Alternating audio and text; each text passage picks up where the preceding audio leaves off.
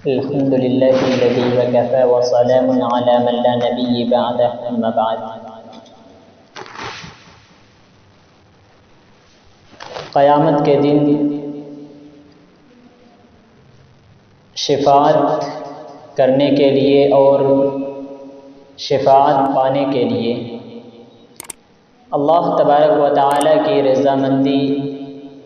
اور اللہ تبارک و تعالیٰ کی حکم ضروری ہے. اللہ تبارک و تعالیٰ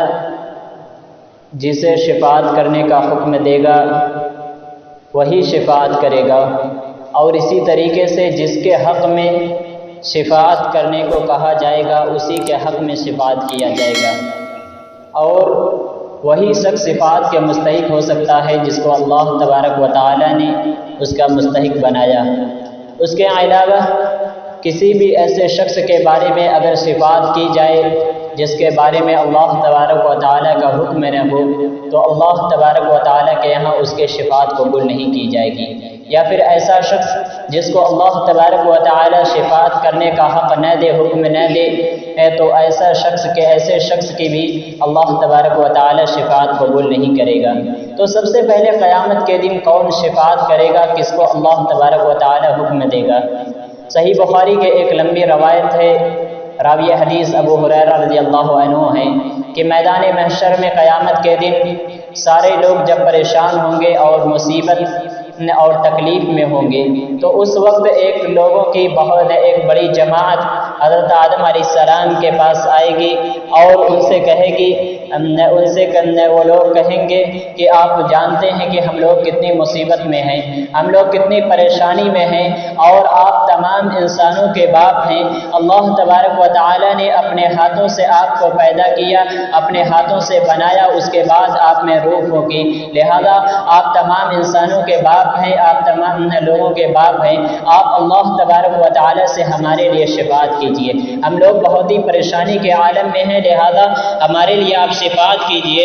آدم علیہ السلام کہیں گے کہ آج کے دن میں اللہ کے سامنے کچھ بھی نہیں کہہ سکتا، میں کسی کی بھی شفاعت نہیں کر سکتا، کیونکہ اللہ آج جتنے غصے میں ہے کبھی اس طریقے سے نہ کبھی ہوا تھا اور نہیں ہوگا. آج نفسی کا عالم ہے، تو اللہ تبارک و تعالیٰ کے سامنے ہم شفاعت نہیں کر سکتے. اسی طریقے سے اس کے بعد جب آدم علیہ السلام انکار کر دیں گے، نوح علیہ السلام کے پاس جائیں گے اور ان سے کہیں گے، یا نوح انک انت اول الرسل الى اہل الارض وقد سماک اللہ عبدا شکورا. اے نوح، آپ ہوئے زمین پر سب سے پہلے نبی ہیں، رسول ہیں، اور آپ کو اللہ تبارک و تعالیٰ نے آپ کو فضیلت دیا، اور اللہ تبارک و تعالیٰ نے آپ کا نام عبدا شکورا رکھا، شکر گزار بندہ رکھا، لہذا آپ ہماری پریشانیوں کو دیکھ رہے ہیں. اشفع لنا الی ربک، لہذا آپ ہمارے لیے اپنے رب کی جانب اپنے رب سے ہمارے حق میں سفارش کیجیے کہ اللہ ہمارے لیے آسانی پیدا کر دے، اللہ تبارک و تعالی ہم سے مصیبتوں کو ختم کر دے. لہذا نوح علیہ السلام بھی انکار کر دیں گے. نوح علیہ السلام بھی طاقت نہیں رکھیں گے کہ وہ اللہ تبارک و تعالی کے بارگاہ میں جا کر وہ کسی کے حق میں سفارش کر سکیں. لہذا اس کے بعد وہ دوسرے نبی کے پاس جائیں گے. اسی طریقے سے یکے بعد دیگرے بہت سے انبیاء کے پاس جائیں گے، یعقوب علیہ السلام، یوسف علیہ السلام، ابراہیم علیہ السلام، اور ہر ایک سے وہ جا کر یہی گزارش کریں گے کہ آج کا دن بہت ہی سخت ہے، ہم لوگ پریشانی میں اور مصیبتوں میں ہیں. اور کچھ انبیاء کرام اپنی غلطیوں کو بتا کر، اپنی غلطی کو یاد کر کے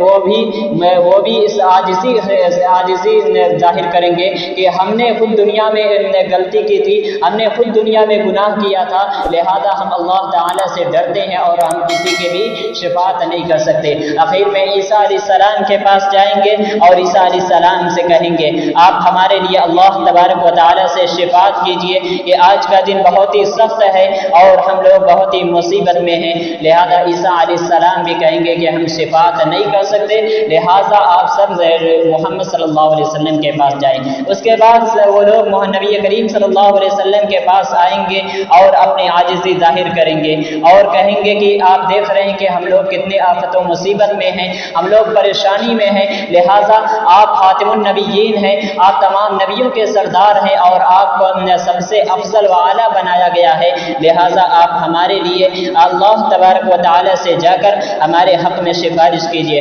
وقد غفر اللہ لک ما تقدم من ذنبک، اور اللہ تبارک و تعالی نے آپ کو معصوم بنایا ہے، آپ کے پچھلے اور اگلے تمام گناہوں کو، تمام غلطیوں کو، لغزشوں کو اللہ تبارک و تعالی نے معاف کر دیا ہے، لہٰذا اشفع لنا الی ربک الا تری الی ما نحن فی، کیونکہ آپ دیکھ رہے ہیں کہ ہم لوگ کتنی مصیبت میں ہیں، کتنی پریشانی میں ہیں، لہٰذا آپ ہمارے لیے اللہ تعالی سے شفاعت کیجیے۔ پھر نبی کریم صلی اللہ علیہ وسلم جائیں گے، فانطلق فأتى تحت العرش وأقى ساجدا لرب عز وجل،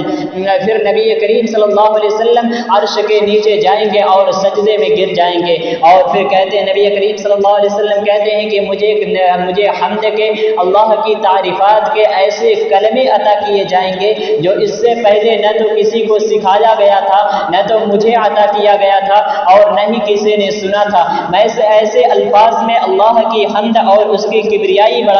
بڑائی بیان کروں گا، پھر اللہ تبارک و تعالی کہے گا یا محمد ارفع رأسک سل